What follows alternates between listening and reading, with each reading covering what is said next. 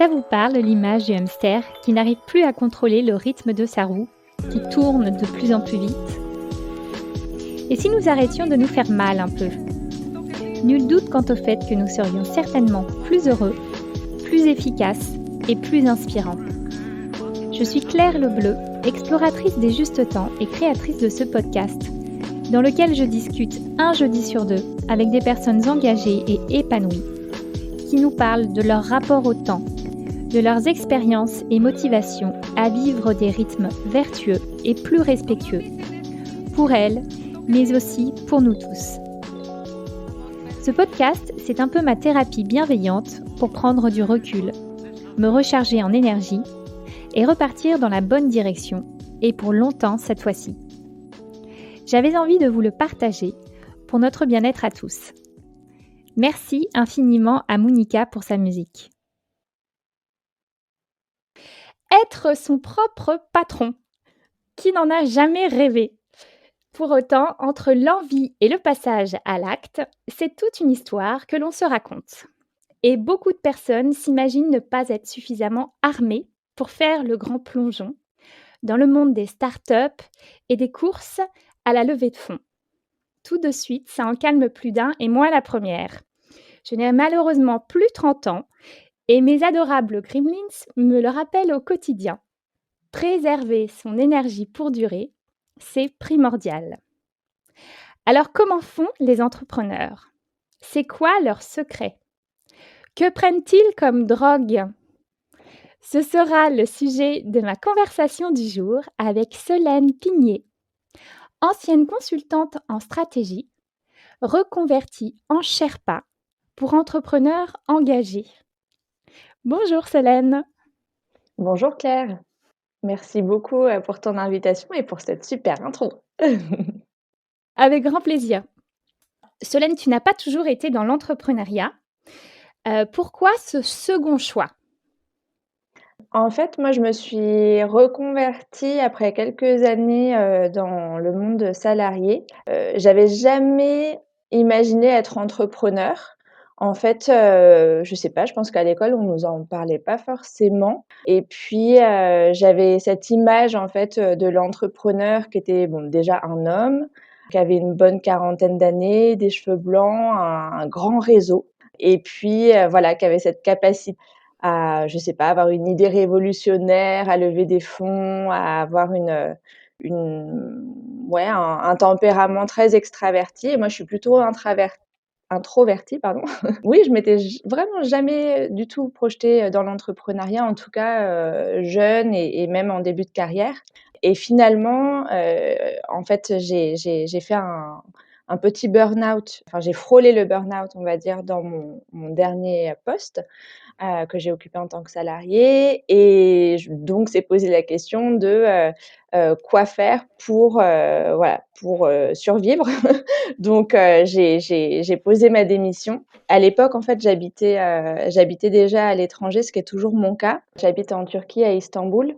Et quand on est expatrié et qu'on quitte son travail, déjà, on n'a aucune aide quelconque. J'ai pas touché de chômage ou de quoi que ce soit. Et puis, c'est assez compliqué de retrouver un travail dans le système salarié. Il y a des questions de permis de travail, etc. Et puis, je n'avais pas du tout envie de réintégrer une entreprise parce que je venais de frôler quelque chose de très difficile et j'avais pas peur en fait de retomber dans un rythme qui m'aurait été imposé avec des conditions de travail qui étaient malsaines.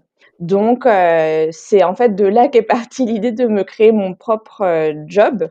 Et à l'époque, en fait, de ce frôlage de burn-out, j'avais consulté une psychologue qui m'avait aidée justement à ne pas tomber les 2 pieds dedans, qui m'avait, accompagnée sur les 6 derniers mois dans mon poste, le temps que je finisse ma mission. Et donc ces consultations avaient été faites par Skype, étant donné que je n'étais pas en France et que j'avais envie d'avoir une psychologue française avec qui parler dans ma langue native. Et je me suis dit, bah tiens, si ça marche par Skype avec elle, pourquoi est-ce que moi je pourrais pas aussi avoir des clients à l'étranger et enfin ou en tout cas, pas être limitée au marché local, et pouvoir, avoir une activité qui soit nomade, qui soit flexible, que je puisse faire à mon rythme, depuis mon salon, ce qui me convenait très bien en tant qu'introvertie et en tant que personne qui venait de frôler le burn-out. J'avais vraiment envie de voilà, d'être toute seule, de faire mon truc dans mon coin à moi,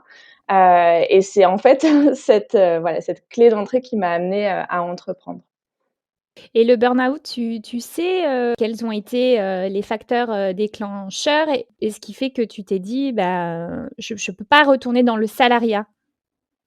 En fait, à l'époque, je dirigeais la filiale de mon entreprise qui était basée à Londres, en Turquie, donc j'avais une petite équipe de 5 personnes et j'avais, je pense, déjà été promue un peu trop tôt dans ma carrière. J'avais peut-être pas les épaules, en fait, pour manager, une équipe, mais comme j'étais quelqu'un de très déterminé, de très investi dans mon travail, que j'avais eu d'excellents résultats les premières années, que j'étais une des meilleures de mon entreprise, quoi. On m'a proposé, ce poste et comme à l'époque, j'avais rencontré déjà mon amoureux qui est plus tard devenu mon mari, j'ai dit oui tout de suite parce que j'avais très envie d'être en Turquie, le pays d'où lui est originaire. Je pense que ça a été un premier facteur d'avoir trop de responsabilités trop vite et de me mettre aussi une énorme pression parce que, je voulais absolument, que ça fonctionne et puis j'étais pas très bonne manager. J'étais très exigeante envers moi-même dans mon travail et donc très exigeante envers les autres, mais je savais pas vraiment bien les guider, donc je me suis mis à faire le travail de tout le monde en fait, la journée. Puis du coup le soir, bah, je faisais mon travail à moi, hein. Je pense que ça, c'est un des facteurs, mais ce qui m'a vraiment fait, basculer, c'est qu'en fait, moi, j'ai fait des études en développement durable. J'ai un master en développement durable. J'ai pas forcément trouvé de travail salarié dans ce secteur-là, mais je me suis dit: «C'est pas grave, je vais travailler et puis au fur et à mesure que je grimpe les échelons, je vais pouvoir mettre ma petite patte et pourquoi pas un jour insuffler, le développement durable de l'intérieur de l'entreprise» et donc j'avais eu ce poste de directrice. Et je me suis dit: «Bah, ça y est, c'est bon, je suis enfin à la au bon échelon pour avoir une marge de manœuvre pour insuffler ça» et quand j'en ai parlé, on l'a on l'a accepté en me disant: «Bah, oui, pourquoi pas, ça a l'air de tenir à cœur. Bon, bah, d'accord, mais sur ton temps libre». Donc du coup, OK, soirée week-end. Et puis moi, bonne poire, bonne élève, oui, oui, pas de problème, je m'auto-sacrifie. J'étais vraiment dans ce schéma-là. Et puis j'ai fini par, voilà, par monter un super projet et trouver des partenaires assez importants en fait, en Turquie, partenaires, gouvernementaux et institutionnels. Et je pense que mon entreprise n'avait pas du tout mesuré, l'ampleur de mon ambition. Et en fait, ils m'ont dit: «Mais attends, si on fait ça dans un pays, nous on a des équipes dans 33 pays, ça veut dire que tout le monde va s'y mettre. Donc en fait, on change d'avis, finalement, non». Et donc j'ai dû aller revoir toute penaude mes partenaires que j'avais mis des mois à signer pour leur dire: «Ben, en fait, finalement, mon patron, il veut pas». Et donc déjà, c'était la honte et en plus de ça, c'est l'année où, le PDG de l'entreprise s'est offert un château en Italie avec tous ces millions-là qu'on lui rapportait et donc j'avais une espèce de rancœur horrible de me dire: «Mais qu'est-ce que je fous à travailler, comme une malade pour que, des actionnaires et un PDG s'en mettent plein les poches?» Parce qu'en plus, comme j'étais responsable pays, j'avais une vision financière, c'était de l'entreprise, donc je savais ce que je leur coûtais, je savais ce que je leur rapportais, enfin ce qu'on leur coûtait et ce qu'on leur rapportait.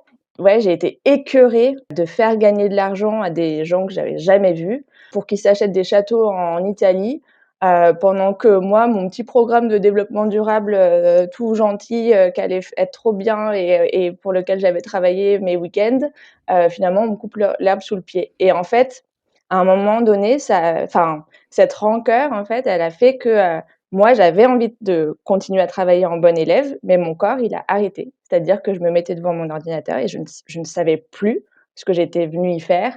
J'oubliais tout. Je me réveillais à 4 heures du matin en faisant mes emails dans ma tête. Et puis par contre, le le matin à 7h30 quand je m'y mettais vraiment, je savais plus, enfin bref, donc voilà en gros comment ça s'est manifesté et quelles ont été les causes. Je pense qu'on est plusieurs à s'être dit ça à un moment donné: «Bon, bah, je suis plus trop en phase avec, l'organisation avec laquelle je suis et je voudrais créer le job de mes rêves». Mais il y a toujours cette dimension, justement, est-ce que j'ai suffisamment, d'énergie, de force? Est-ce que j'ai envie de tout sacrifier parce que, bah, j'ai aussi, une vie de famille à côté et que j'ai, aussi envie de voir ma famille et puis de passer du temps pour moi? Comment ça s'est passé de ton côté? Est-ce qu'il y a pas eu ces craintes? Il y a eu un petit peu ces craintes, mais c'est vrai que, je me suis vite détachée du modèle traditionnel de l'entrepreneuriat au sens de lancer une start-up, avec, un modèle qui serait, très exigeant en termes, d'horaire et de mode de fonctionnement. Ça, c'était un de mes critères, en fait, de pouvoir, entreprendre, c'était au sens de, faire mon truc à moi, à ma sauce, à mon rythme et donc c'est pas forcément enfin, j'avais peur de pas réussir, j'avais peur de pas avoir de clients, j'avais plein de peurs, hein, c'était pas mais le côté rythme, c'était je me suis plutôt dit que c'était, justement une manière d'être flexible et d'être, je savais aussi que je suis quelqu'un de très efficace quand je m'investis, en général, j'ai des bons résultats. Donc quelque part, je me suis dit: «Bah, même en travaillant le moitié d'heure de ce que je faisais dans mon entreprise et si je gagne la moitié de l'argent que ce que je gagnais, ça me va très bien, en fait». Donc au final, maintenant, je gagne mieux ma vie que ce que je gagnais en tant que salariée en travaillant, 4 jours par semaine avec des horaires très cool. Donc j'avais quand même des a priori quant au fait qu'en me disant: «Bah, si je travaille moins, je gagnerai moins, mais c'est pas grave, je m'en fous. Moi, ce que je veux, c'est d'être passionnée par ce que je fais et de le faire à mon rythme». C'est important de le préciser, ouais. Mmh mh. Tout de suite aussi, j'ai décidé de faire un coaching, pour m'aider à faire cette transition parce que j'avais envie que ça marche, parce que je n'avais pas le chômage, donc j'avais un petit peu d'économie, mais j'avais calculé que ça me permettait de payer mon loyer pendant 1 an, de remplir le frigo, et c'est tout et de faire un aller-retour en France et puis j'habitais pas encore avec, mon conjoint, et donc si ça marchait pas, ça voulait dire, retour sur le canapé de papa-maman. Donc Mmh. en changeant de pays, en m'éloignant de mon amoureux et cetera. Donc j'avais aussi cette pression de réussir rapidement, mine de rien et de faire en sorte que l'activité soit viable, dès sa première année et donc je me suis dit: «Je vais pas improviser, réinventer l'eau chaude, je vais tout de suite me faire accompagner pour avoir quelqu'un qui me montre, qui m'évite, de perdre mon temps sur des voilà, sur des choses qui ne fonctionneront pas, qui va me permettre aussi de structurer les choses et de pas être toute seule face à mon écran ou à ma page blanche en me demandant, par quoi commencer. Du coup, ça m'a vraiment facilité aussi, cette transition. Tu avais quel âge quand tu t'es dit, je me lance»? J'avais 26 ans. 26 ans? Ouais. Tu vois? Je suis impressionnée. Ouais, oui et en même temps, bah, c'était un de mes grands je me disais: «Mais qui est-ce qui va, me faire confiance, quoi?» Voilà, j'avais passé 4 ans en entreprise, «Bonjour, vous êtes stagiaire?» «Non». exactement, donc ouais, j'avais un peu un complexe de l'âge et il me semble que je l'ai peut-être pas tout à fait enfin je l'ai pas caché, mais je l'ai pas annoncé fièrement en première page de mon site internet: «Bonjour Solène, 26 ans, comment allez-vous?» et mais au final, ça m'a pas forcément Ah, porté, c'est préjudice et l'âge, ouais, c'est pas si important que ça. et en tout cas, tu avais déjà une idée, précise à 26 ans de ce que tu voulais faire en tant qu'entrepreneur? La coach qui m'a accompagnée m'a aidée à structurer mes idées. Je savais ce que je voulais pas, et j'avais quelques pièces de puzzle que je voulais. Donc quelque part, j'avais déjà pas mal de pièces. Après, il a fallu structurer, choisir exactement quelle cible, tester deux trois formats de prestations et cetera. Mais les pièces du puzzle étaient là, en fait, ouais. C'est à ce moment-là que tu as créé directement, ton cabinet de conseil, Creator for Good, Exactement, ouais, c'était il y a bientôt 7 ans. Alors aujourd'hui, donc tu accompagnes, comme tu disais, des entrepreneurs, engagés à bien vivre de leur activité, donc ça, c'est important de le souligner aussi, comme quoi c'est possible, en fait, de concilier sens, rentabilité, équilibre de vie. Tout ça, tu le fais, tu les accompagnes, en fait, finalement, grâce à une bonne vieille méthode. Tu appliques un peu une forme de biomimétisme et tu viens d'en écrire un livre. C'est en 2018 où j'ai, organisé une retraite, pour, mes clients, en Grèce et au moment de chercher un lieu, j'ai voulu trouver un lieu qui soit vraiment aligné avec, nos valeurs, d'entrepreneurs à impact positif et je trouvais que ce lieu fonctionnait en permaculture et je me suis dit: «Bah, pourquoi pas proposer à l'occasion de cette retraite des ateliers sur appliquer la permaculture à son activité d'entrepreneur». Vraiment mes clientes m'ont toutes fait des retours, dithyrambiques en me disant que c'était vraiment génial, passionnant et il y en a plusieurs qui m'ont demandé: «Mais du coup les ateliers là, est-ce que tu as pas un support écrit? Est-ce que tu vas en faire des articles de blog? Parce que je voudrais absolument pouvoir, diffuser autour de moi, je trouve ça génial, tout le monde devrait avoir accès à ça. C'est dommage, on est 12 dans la retraite, mais il faudrait pouvoir diffuser plus largement».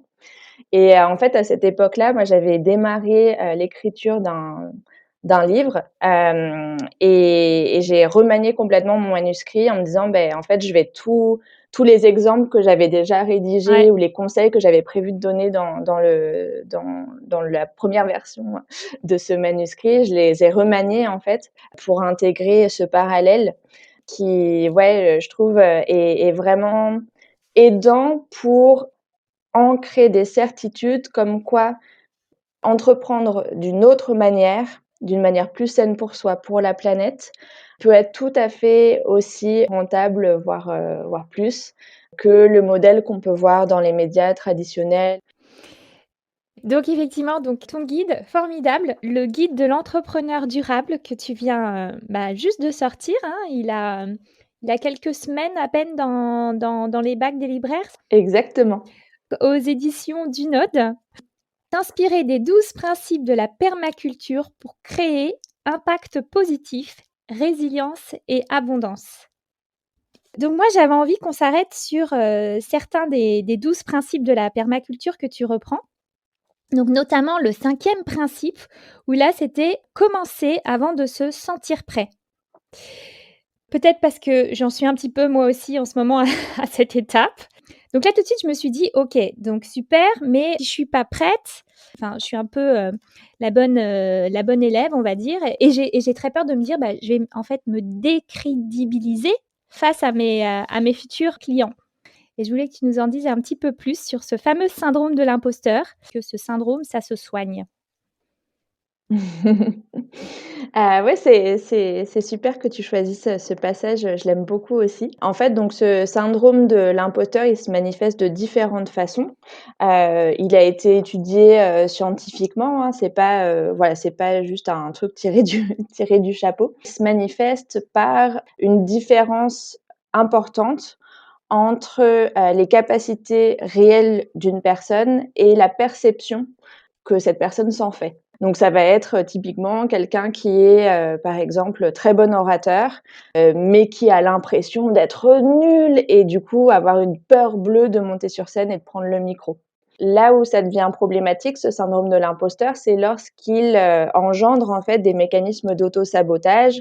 Dans le cadre de l'entrepreneuriat, ça peut se manifester à n'importe quelle étape de son activité, mais c'est souvent lorsqu'on passe un grand palier. L'exemple que je prends dans le livre, c'est au moment du démarrage de l'activité et ce syndrome de l'imposteur, en fait, va pousser des personnes qui, en fait, ont tout à fait, de quoi proposer quelque chose, qui soit, aidant, utile, impactant, qui ait de la valeur, à triturer leur idée sous toutes les coutures pendant des semaines, des mois, voire des années et qui, en fait, préfèrent ne pas se confronter à la réalité, ne rien faire et en fait, censurer, voilà.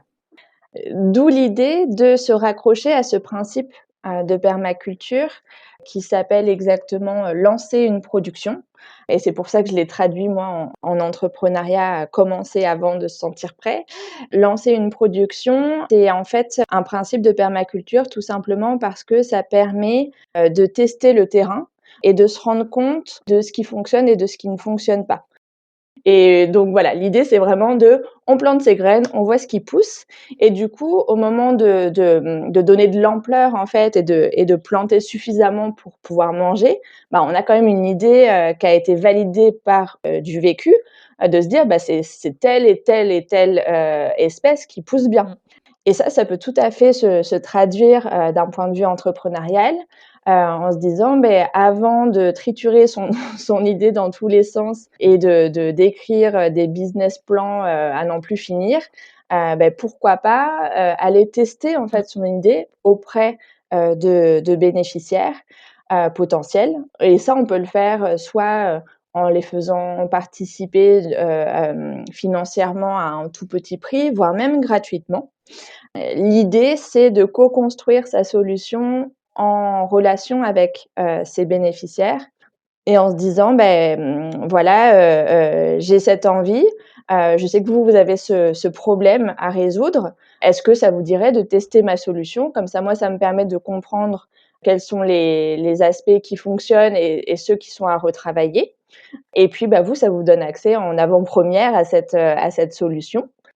Voilà, et donc effectivement, tu as appliqué le principe d'interaction et de démarrage, de la production à ton propre, projet d'écriture de livre. Oui, tout à fait. En fait, j'ai d'ailleurs, fait aussi un coaching, enfin un accompagnement à l'écriture parce que, bah, c'est pas mon métier et j'avais besoin d'avoir des clés de quelqu'un qui connaît notamment le milieu de l'édition pour pouvoir, m'orienter et donc cette coach m'a conseillé, voilà, d'écrire, un petit peu au fur et à mesure plutôt que d'essayer voilà, de pondre 300 pages en en un bloc, hein, très clairement. Et puis, du coup, ça fait baisser la pression parce qu'on se dit: «Bon, bah, on écrit une demi-heure», je sais plus exactement le nombre de mots que je m'étais fixé en objectif chaque jour, mais du coup, c'est beaucoup plus faisable que de se dire: «Je vais écrire un livre», ça fait peur. J'écris, 2 pages Word, ça, voilà, je le fais régulièrement, donc c'est pas difficile. Par contre, j'avais beaucoup de mal à me relire, non pas que ce soit difficile, de lire des mots, sur une page, parce que je m'auto-jugeais en disant que c'était plat, que c'était nul, que tout le monde le savait, il y avait rien d'innovant, ou alors qu'au contraire, j'étais complètement perchée, que voilà, que ça ne ferait sens pour personne. Enfin bon, voilà, j'avais toutes ces peurs, parfois un peu violentes et méchantes, hein, envers moi-même, faut le dire. Et toujours d'ailleurs sur les conseils de la coach qui m'accompagnait, j'ai constitué ce que j'ai appelé un comité de relecture, où j'ai proposé aux personnes qui me connaissaient déjà, de ma communauté, qui connaissaient déjà l'activité Creators for Good, de relire le livre et de me donner leur avis. Alors j'avais constitué un questionnaire assez détaillé, hein, pour savoir, bah, cette partie-là, c'était pas juste est-ce que c'est bien, c'est pas bien, mais qu'est-ce qui est trop long, trop court, qu'est-ce qui fait sens, qu'est-ce qui est pas assez expliqué, est-ce qu'il y a des choses qui sont pas claires, est-ce qu'il y a des choses au contraire où c'est trop long pour vous et voilà, vous avez compris, on n'a pas besoin d'y passer tant de temps. Enfin, voilà, donc j'avais demandé des retours assez détaillés et donc moi, mon objectif, c'était d'avoir une dizaine de personnes qui puissent relire, justement parce que je n'arrivais pas à faire ce travail, en fait. Je n'arrivais pas à avoir un œil objectif et à ma grande surprise, déjà, j'ai une trentaine de volontaires. Donc je me suis dit: «Bon, bah, le thème du livre en tant que tel, déjà, il parle parce que ça attise la curiosité». Ensuite, donc j'ai eu ces retours qui étaient donc très constructifs et effectivement, il y avait plein de choses à changer. Il y avait des choses trop longues, trop courtes, mal expliquées, oui, ça manquait d'exemples ou là, c'était trop ceci, trop ce ou pas assez cela. Mais dans l'ensemble, les retours ont été extrêmement, positifs. Donc moi, ça m'a beaucoup confortée. J'ai eu, des personnes qui m'ont dit: «Mais ça change tout pour moi dans mon activité, j'ai mis ça et ça et ça en place», d'autres qui ont sollicité mes services qui sont devenus des clients. Alors que pour moi, c'était vraiment le livre 1.0, pas du tout abouti. Il manquait des parties. Enfin, j'étais pas du tout fière en fait de ce manuscrit. C'est pour ça que j'avais demandé des volontaires. Limite, j'aurais dû peut-être les payer. Enfin, en tout cas, dans ma tête, je me disais, mais enfin, les pauvres, quoi, ils vont devoir se dépatouiller avec ce gros document Word, pas du tout digeste. Et en fait, non, ça m'a prouvé que le livre était, voilà, avait un intérêt, était impactant. démontrer aussi mon expertise parce que c'est aussi l'enjeu, hein, quand on est entrepreneur et qu'on publie un livre, ça rapporte rien financièrement. Donc le but, c'est aussi de pouvoir, avoir un impact en tant que tel auprès de plus de monde et pourquoi pas, être une clé d'entrée vers, ces services et vers ce qu'on propose. Donc ça m'a permis en fait de valider tout ça et puis d'améliorer, le manuscrit, de restructurer les choses, de changer l'ordre des principes par exemple et de récolter des témoignages parce que j'avais dans mon petit questionnaire là de débrief, j'avais laissé une case, témoignage, qui était complètement optionnelle et 90 des relecteurs ont laissé un témoignage et ça, je l'ai mis dans mon dossier pour, aller démarcher des éditeurs en disant: «Bah, voilà, mon manuscrit, il a été déjà relu par 30 personnes qui ont trouvé le livre formidable. Moi, j'aurais jamais osé dire: "Mon livre est formidable, s'il vous plaît, éditez-le"». Mais le fait de faire comme ça progressivement avant de soi-même se sentir prêt, parce que encore une fois, sinon, si on n'écoute que ces petites voix, c'est impossible quoi de se sentir prêt. Ça m'a aussi donné, des cartes, pour la suite et alors que, je redoutais beaucoup, le fait de démarcher des éditeurs parce qu'encore une fois, c'est pas mon métier et puis c'était pour moi symboliquement enfin voilà, quelque chose de très impressionnant. J'ai pas eu le temps en fait d'envoyer mon manuscrit à la liste que je m'étais fixée, que j'avais déjà des retours et au final, j'ai eu plusieurs maisons d'édition qui ont accepté, le projet et j'ai eu le choix. À ma grande surprise. Donc comme quoi ça vaut le coup en fait et je pense, très sincèrement que les témoignages de mes relecteurs ont beaucoup joué. Parce que quand on arrive près d'un éditeur, qu'on dit, bah, non seulement le projet est abouti, mais aussi il y a des lecteurs, qui ont en toute sincérité trouvé ça aidant et qui ont déjà apporté leur témoignage et qui seront prêts à battre le tambour, le jour où le livre sortira, bah, c'est quand même hyper convaincant. Donc ça a vraiment joué sur le succès, en tout cas de la phase de publication, du livre et moi ça m'a apaisée par rapport à toutes mes peurs. Faut s'entourer en fait, et pas rester seul, face à son idée. Dans le principe de la permaculture, ce qui est important, c'est la bonne santé de l'écosystème complet et non la survie de chaque élément autonome. Ça, c'est un biais cognitif, en fait, où, on a tendance à se focaliser sur ce qui ne va pas. C'est bien, ça fait écho à la conversation qu'on vient d'avoir sur le perfectionnisme. Mais ça, c'est tout le monde. En tant qu'être humain, notre cerveau, il capte, beaucoup plus vite et il focalise son attention, sur, les choses qu'il y a à améliorer, les problèmes, et il a parfois même, du mal à voir les choses qui vont bien, à s'auto-congratuler et à apprécier le moment présent, tout ça, tout ça. Ce qui fait que parfois, en tant qu'entrepreneur, on investit trop d'énergie dans ce qui pose problème, voire même parfois dans des relations toxiques, avec, des personnes qui ne respectent pas notre cadre, par exemple. Et à force, d'y investir du temps, de l'énergie, qu'on n'avait pas budgété à la base, on peut se retrouver effectivement, dans un écosystème, qui n'est plus, fertile. On va reprendre cette métaphore, jardinière et donc l'idée, c'est d'oser en fait, se couper les branches mortes de l'arbre et oser, mettre un point final, aux collaborations qui ne fonctionnent pas ou qui dysfonctionnent pour laisser de la place à ce qui fonctionne, en fait. Et ça, c'est vrai que ça demande de prendre du recul parce qu'encore une fois, quand on est pris dans le tourbillon du quotidien, qu'on est, le nez dedans, la tête dans le guidon, naturellement, notre cerveau va avoir tendance à focaliser et à vouloir investir, du temps, de l'attention, de l'énergie et de la créativité, sur les éléments qui sont problématiques. Alors ça veut pas dire que dès qu'il y a un problème, on coupe et on on passe à autre chose et qu'on n'essaye jamais, de faire en sorte que ça marche, hein, c'est pas ça. Mais c'est, voilà, se rendre compte à quel point lorsqu'un problème persiste et lorsqu'il, malgré nos efforts, ne reprend pas une courbe positive, quoi, que ça reste, quand ça reste dans le négatif trop longtemps, il faut se rendre compte de l'impact que ça a globalement, déjà sur, son bien-être à soi, et sur le bien-être aussi, de son activité qui est très lié lorsqu'on est entrepreneur, a fortiori lorsque c'est une petite structure, à taille humaine. En fait, nous, nos émotions et comment on se sent est directement reflété, dans, la santé et la bonne santé de notre activité. C'est, d'abord, voilà, se travailler le fait de se sentir bien qui va permettre, d'ouvrir la voie, aux fruits qu'on essaye de faire pousser.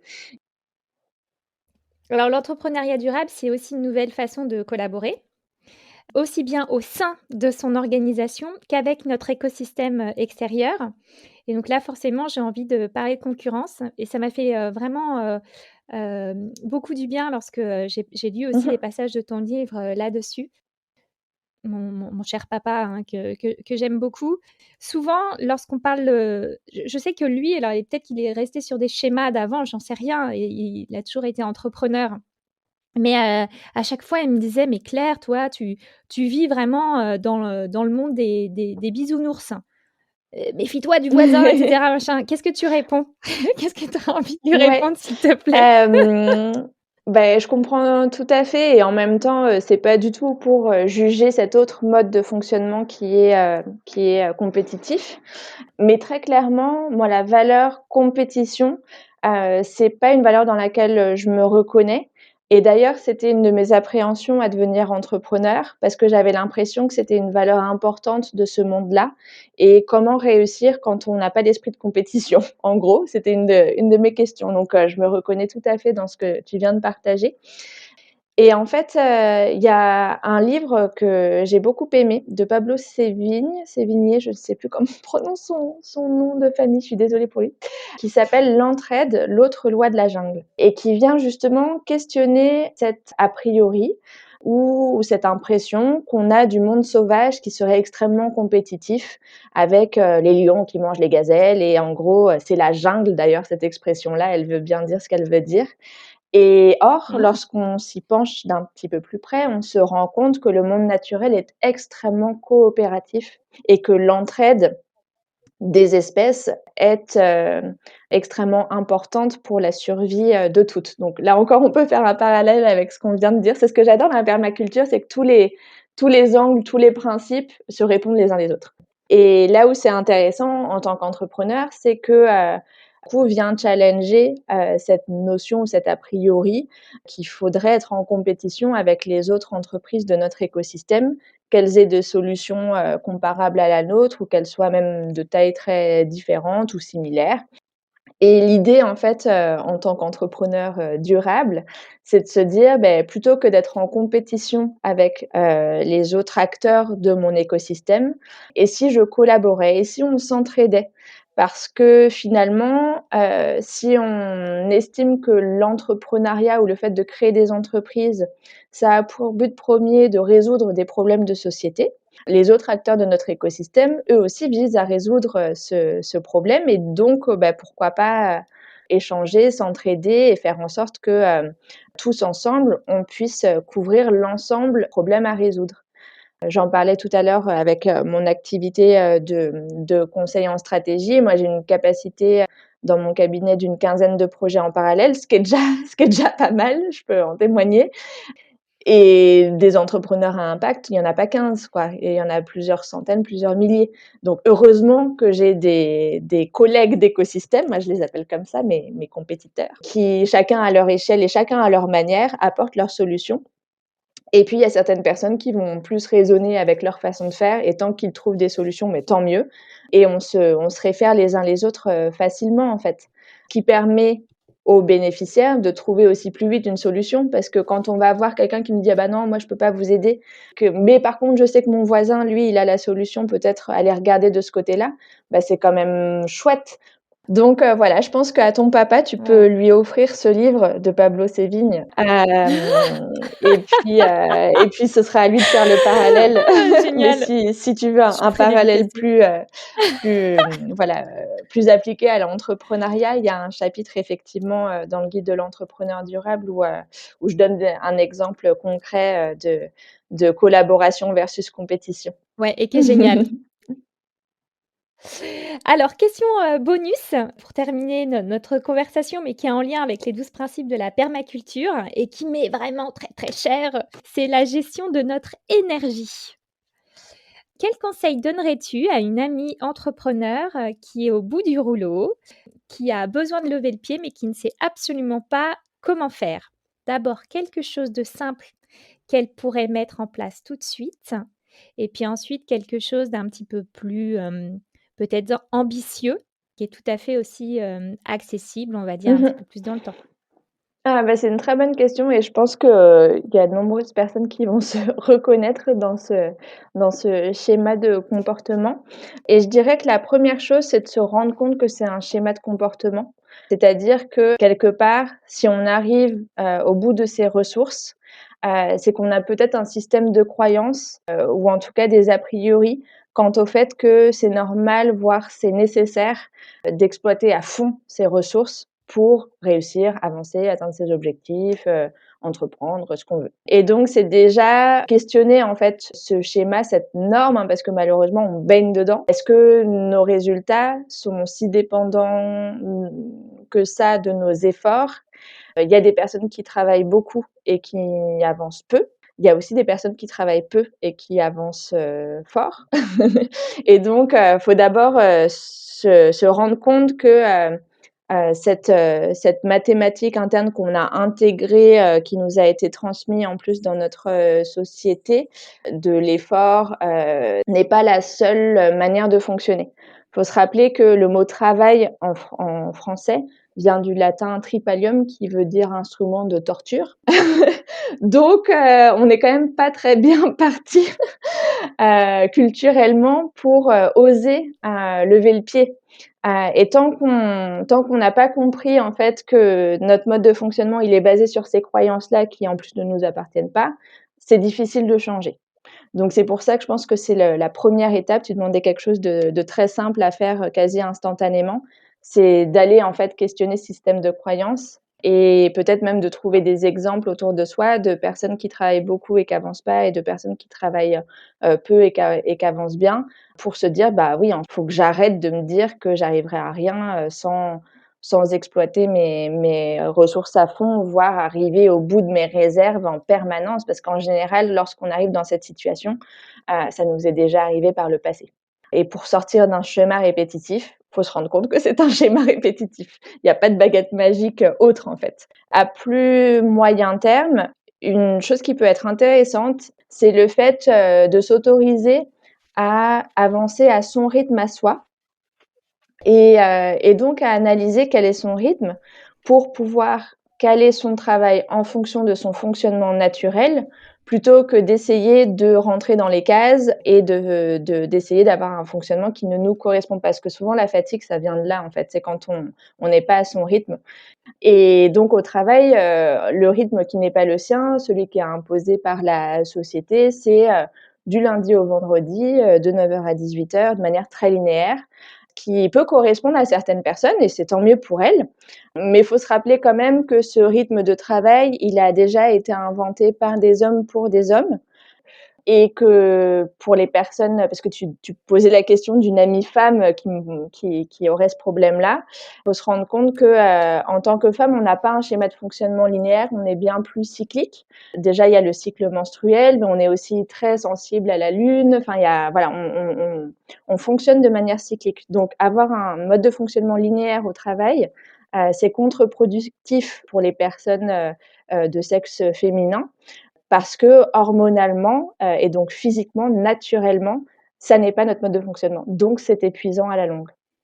Et donc observer son rythme et oser en fait travailler en fonction de ce rythme-là.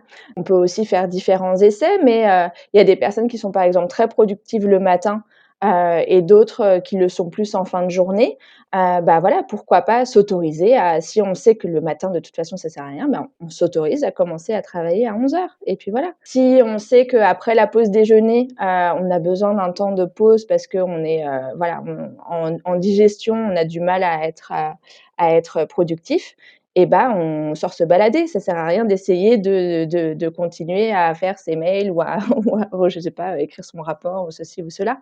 Donc c'est voilà, s'autoriser à lever le pied dans les moments où le corps, de toute façon, n'est pas, à son plein potentiel et puis capitaliser sur les moments où le corps est en plein potentiel. Donc là, je parlais des moments de la journée, mais ça peut être aussi en fonction des saisons. Il y a des personnes, l'hiver, qui ont beaucoup de mal à avoir de l'énergie et l'été, au contraire, qui en ont plus. Moi, c'est mon cas, par exemple.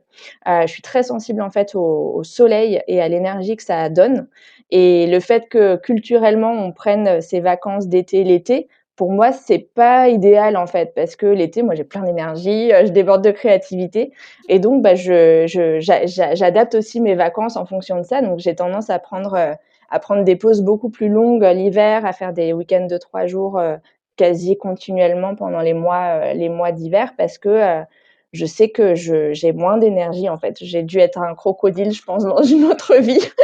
Je prends mon énergie du soleil. C'est une des raisons d'ailleurs qui m'a amenée à vivre à Istanbul.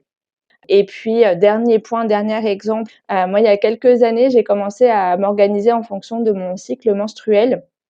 En fait, à un moment, j'ai arrêté ma contraception, hormonale pour des raisons, environnementales et donc j'ai commencé à être beaucoup, beaucoup plus sensible à mon cycle et notamment à être, clouée dans mon lit, le 1er jour, des règles. Et du coup, maintenant, bah, j'inscris ce jour dans mon agenda, donc je n'ai pas de rendez-vous ce jour-là, voire même cette semaine-là, en fait, pour être tout à fait transparente.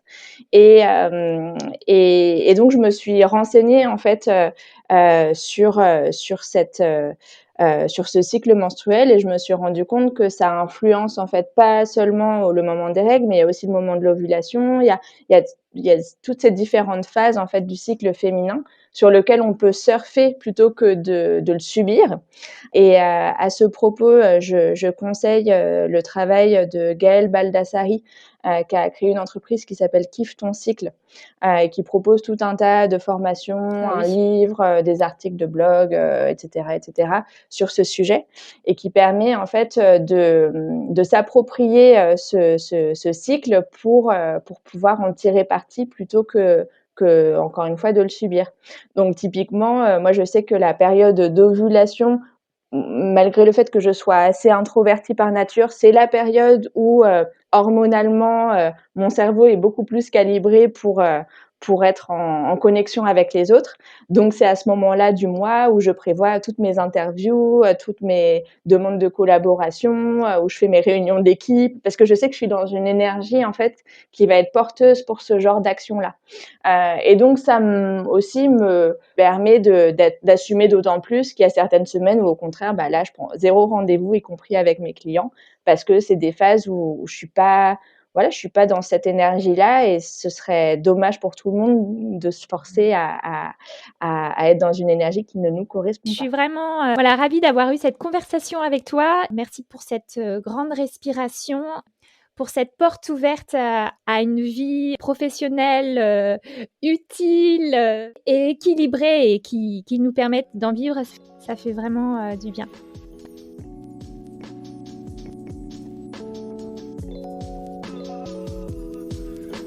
Et maintenant, venez, on en discute sur mon compte Instagram, lebontempo.podcast ou sur ma page Facebook, Le Bon Tempo, et si le temps devenait notre allié.